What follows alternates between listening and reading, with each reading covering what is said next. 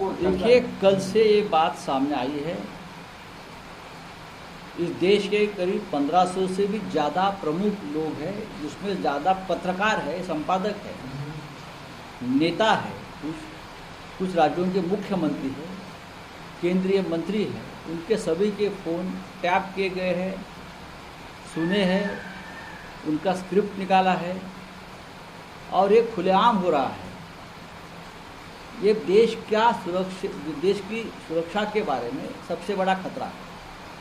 लेकिन हम देख रहे हैं बहुत सालों से, लगभग 10-12 सालों से इस प्रकार की वारदातें इस देश में होती रही है।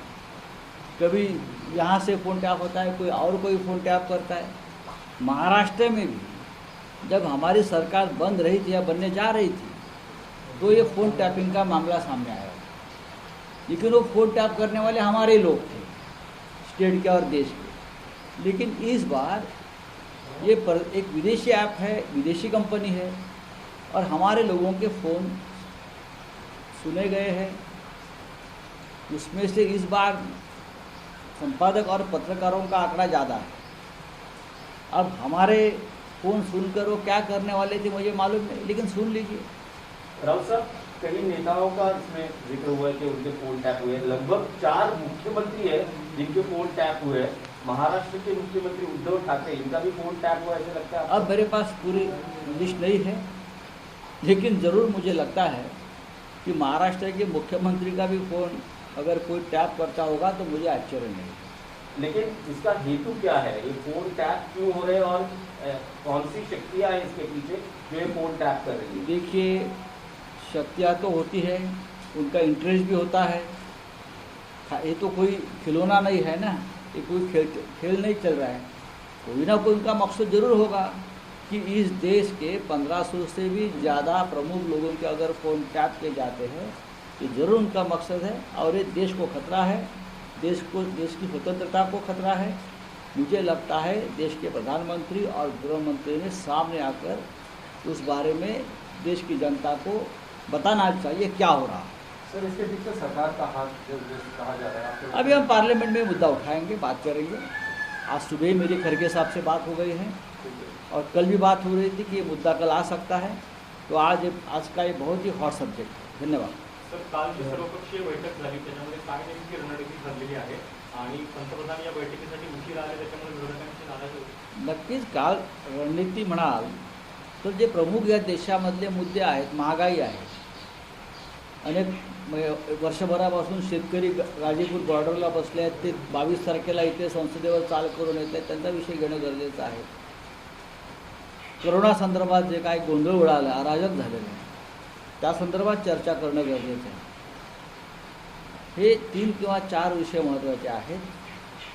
त्या संदर्भात आम्ही सरकारकडे चर्चेची मागणी करू। सरकारला त्या विषयावर चर्चा घडवून आणावी लागेल। काल संसदीय कार्यमंत्र्यांनी असं आम्हाला आश्वासन दिलेलं आहे की आम्ही सगळ्या विषयावर चर्चेची तयारी आमची आहे। पण जरी बाहेर हे बोलत असले तरी प्रत्यक्षात सभागृहामध्ये सरकार अशा प्रकारच्या चर्चांना सामोरं जात नाही आणि पळ काढतं, हा आमचा अनुभव आहे। त्याच्यामुळे ह्या वेळेला संपूर्ण विरोधी पक्षाने ठरवलं आहे की आपण मागे हटायचं नाही। पण काल बैठकीलाही शेवटची 3 मिनिटच पंतप्रधान उपस्थित राहिले, नापसंती व्यक्त केली विरोधी पक्षाने। नाही, आम्ही सगळ्यांनीच नापसंती व्यक्त केली। विशेषतः आमचं असं म्हणणं आहे की जेव्हा लीडर ऑफ ऑपोजिशन तिथे आहे, विरोधी पक्षनेते बसले आणि ते बोलत आहेत, एक भूमिका मांडतात आमच्या सगळ्यांच्या वतीने, त्यावेळेला प्रधानमंत्र्यांची उपस्थिती असते तर ते परंपरा आणि संकेताला धरून झालं असतं। पण नेहमी सांगितलं जातं की परंपरा आधीच्या लोकांनी पाळली नाही। आता आधीच्या लोकांनी शेण खाल्लं असेल म्हणून तुम्ही का खाताय? तुम्ही बदला, चांगल्या परंपरा, चांगले पायंडे पाडा ना। सर, पार्लियामेंट का पहला दिन है और जो लगातार किसान बैठे हुए हैं बॉर्डर पर, अगर दिल्ली की बात करें तो, और तेल का कितना बड़ा मुद्दा है आप लोगों को? और 22 तारीख को किसान का एक जत्था दिल्ली में पहुंचेगा। देखिए, बारिश है, आज जो बारिश में बैठे हैं वहाँ, मुझे लगता है अगर सरकार के पास थोड़ी भी संवेदना, मन, हृदय हो तो किसानों से बात करेंगे और उनको घर जाने के लिए एक ऐसा माहौल बनाएंगे कि जो पूरा देश सरकार को वाह वाह करे। लेकिन मुझे लगता है सरकार का अहंकार बहुत बढ़ रहा है। बारिश में अगर हज़ारों लाखों किसान बैठे हैं, वो देश की जनता है, देश की प्रजा है, वो कोई दुश्मन नहीं है। अगर किसी को लगता होगा कि वो देश के दुश्मन है, लगता होगा किसी को वो देश के दुश्मन है, यहाँ कुछ अंधभक्त है जिनको लगता है ये देश के दुश्मन है किसान, तो मुझे लगता है अगर ये देश के दुश्मन है तो वो सब लोगों ने आज से किसानों ने उगाया हुआ खाना खाना छोड़ दीजिए, भूखे रहिए।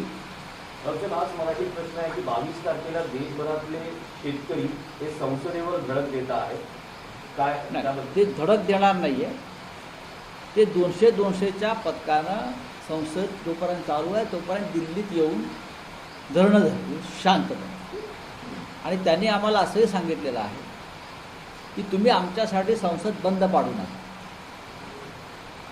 तुम्ही संसदेमध्ये हा मुद्दा उचला आणि आमच्या प्रश्नांना वाचा पण, हे त्यांचं म्हणणं आहे आणि आम्ही त्या पद्धतीनं ते काम करणार आहोत। हा पहा मुसळधार पाऊस दिल्लीमध्ये पडतो। मी आता माहिती घेतली, जिथे शेतकरी बसले त्या गाझीपूरच्या सीमेवर सुद्धा धो पाऊस पडतोय। या पावसामध्ये शेतकरी बसले, याचं सरकारला वेदना व्हायला पाहिजे। ही आमची जनता आहे, आमची प्रजा आहे। पण काही लोकांना असं वाटतं आहे, काही अंधभक्तांना, की ते देशाचे शत्रू आहेत। ते शेतकरी म्हणजे आंदोलन करत आहेत, आपल्या हक्कांसाठी आंदोलन करत आहेत, त्यांच्या काही मागण्या आहेत म्हणून ते देशाचे शत्रू आहेत। जर त्यांना ते देशाचे शत्रू वाटत असतील तर या सगळ्या अंधभक्तांनी शेतकऱ्याने उगवलेलं अन्नधान्य खाणं बंद करावं आणि उपाशी राहावं, एवढंच मी त्यांना सांगेन।